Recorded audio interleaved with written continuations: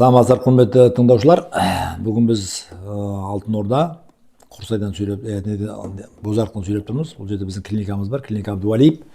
Менің фамилиям Абдувалиев, Ажирбек Абдувалиев, доктор наук, профессор. Менің бүтін ғылыми жұмыстарымның барлығы осы восточный медицина бойынша болған. Так, мына Ибн Сина бойынша болған. Ибн Синаның кітабы біздің түркі халықтарында өте үлкен ғылым, білім болған. Так, революциядан кейін бұл ғылым, білімнің бәрін жауып, бізді сауатсыз қырда қой бағып жүретін адам деп шығарып қойған бізді. Атак бізде өте үлкен ғылым, білім болған. Сол білімдерді қазір жайлап біз халқымызға қайтарып жатырмыз. Енді кім өзінің ескі тарихын білмесе, оның келешегі болмайды екен. Сол үшін ата-бабаларымызда үлкен медицина болған. Ата-бабаларымыз білген. Емдеу методтары болған оларда. Так? Сол методтарды қазір біз жайлап халқымызға қайтарып жатырмыз. Оның барлығы мынау кітапта жазылған. Енді ол кезде ешқандай аппаратура болмаған, так, хош, УЗИ болмаған, рентген болмаған. Қалай диагностика қойған? Вот мәселе қайда. Қалай диагноз қойған? Олардың тоже диагностик методтар болған. Даже енді олардың ең ішіндегі күштісі это пульсо диагностика называется. Адамның тамырына қарап диагноз қою. Даже сондай кітаптарда жазылған, баяғыда патшаның әйелдері ауырып қалатын болса, оның патшаның әйелдерінің қолын ешкім ұстауға ақысы жоқ екен да. Сонда тәуіптер бір 5 метр жерден жіп байлап қояр екен, білегіне жіпті тартар екен былай.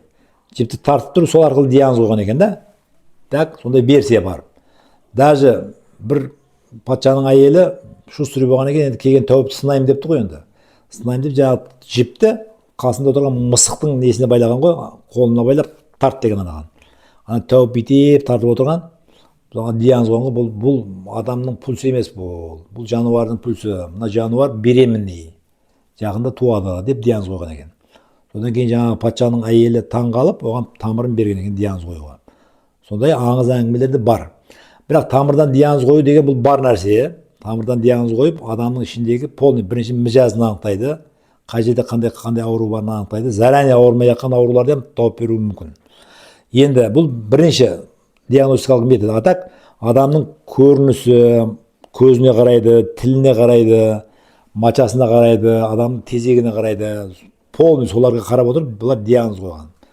Мысалы үшін жас баланы алатын болсақ, жас баланың тезегі ауырған кезде сап-сары болып кетуі мүмкін, или көкмөк болып кетуі мүмкін. Егер көкпенбек бала тезегінде шығаратын болса, значит оның ішінде суы көп болады. Егер сап-сары болып вонячий болатын болса, жаңа иісі болса, ол ыстықтан болған болады да. Соның үшін тамыр, бұл үлкен диагностический метод, ол үлкен учение. Жаңа мен шетін айттым ғой, одан гөрі жаңағы визуальный диагностика, адам жүзіне қарап, тіліне қарап, жаңағы зәріне қарап, оларға қояды. И бұлардың ішінде ең қызығы пульсо диагностика. Пульсо диагностика бар нәрсе бұл.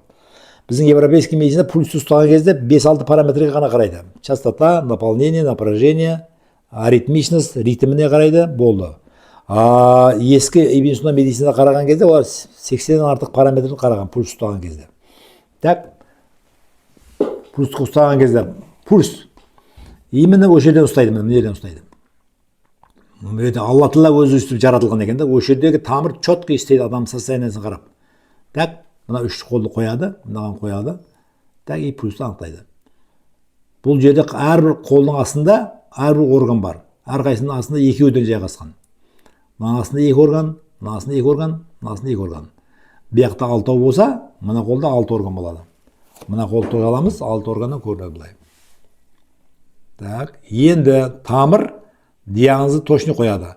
Енді бұл жерде диагноз қойған кезде, бірақ бұл Ибн Синаның диагностикасы қазіргі біздің европейский диагностикадан farқы бар. Қандай farқы бар? Бұл жерде энергетический диагноз қояды. Мижазын анықтайды. Ыстығы асып кеткен, суығы асып кеткен, так сол арқылы диагноз қояды да. Бізде точный, зонд жұтатын болса, язба, размері қалай, сол диагноз қылады. Бұл жерде тамыры көргенде общий организм көріледі да.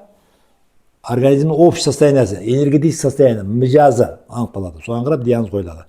Значит, тамырдан диагноз қою бұл бар нәрсе, очень рабочий нәрсе, істейтін нәрсе. Бұған бір мысал қойса болады. Ибн Синаның кітабында жазады. Бір жас жігіт ауырады ғой. Ешкім диагноз қоя алмайды оған. Неден ауырып жатыр екен деп. Ибинсудан шақырады. Ибинсудан барса бір жас жігіт, 20 жасар бар, бала азып кеткен. Тамақ жемей қойған екен да, көзі бүйтіп қалған дейді. Сөйтіп Ибинсудан тамырын ұстап отырып айтар екен. Былай тамырын ұстап отырып, маған осы ауылды жақсы білетін бір адам шақыр дейді ғой жанындағы. Bir adam bir шал келеді, ауылдағы үйлердің бәрін маған айтың дейді. Ол үйдің бәрін айтып келе береді. Үйді айтып келгенде тоқтайды бір үйге. Осы үйде кімдер бар жасайды дейді. Сөйтсе бұл үйде мынау. Сөйтсе бір қыздың атын айтып қалады ғой, Зубайда деп. Бұл жігіт дейді, махаббат ауруына жолыққан дейді ғой, тамырын ұстап отырып. Енді бұл жігітті, если осы Зубайда деген қызға үйлендірсеңдер, мына жігіт түзеліп кетеді дейді, диагноз қояды, точно. Тамырдан ұстап. Мына қараңыздар. Неге? Тамыр жаңадағы уже айтып тұрады ғой. Ана қыздың атына жақындаған сайын тамырдың ұруы соғуы өзгере бастайды. Соған қарап диагноз точно қойған да. Сондай аңыз әңгіме бар. Спасибо. Соның үшін тамырдан ұстап диагноз қою бұл бар нәрсе. Біз тамырдан ұстап диагноз қоямыз. Бұны біз Қытайда оқығанбыз, Қытайда жүргенде. Так точно диагноз қояды. Адамның мижазын осы тамырдан айтып береміз біз. Соған қарап мижазын айтамыз, соған қарап режим дайындаймыз.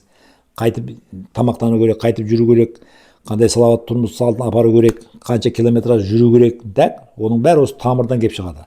Соның ішінде целая другая наука. Өзінің алдына бұл ғылым, білім. Бұның тамыры өте шұғыр дейді. Бұны әкасы үйреткен кезде енді үйренгеннен кейін бастап, жастығынан бастап тамыр көруді үйретеді. Бұл істейтін диагностика. Шарлатанство емес. Соның үшін кімге тамыр ұстап диагноз қою қызық болатын болса, пожалуйста, бізге центрге келіңіздер, біз тамырыңызды ұстап, сіздің мижазыңызды анықтап береміз. Соған қарап сізге режим дайындаймыз, образ жизнь дайындаймыз. Профилактически заранее болмаған ауруларыңызды тамырдан анықтап берсе болады. Үлкен рахмет, ауырмаңыздар, барлықтарыңызға денсаулық тілейміз.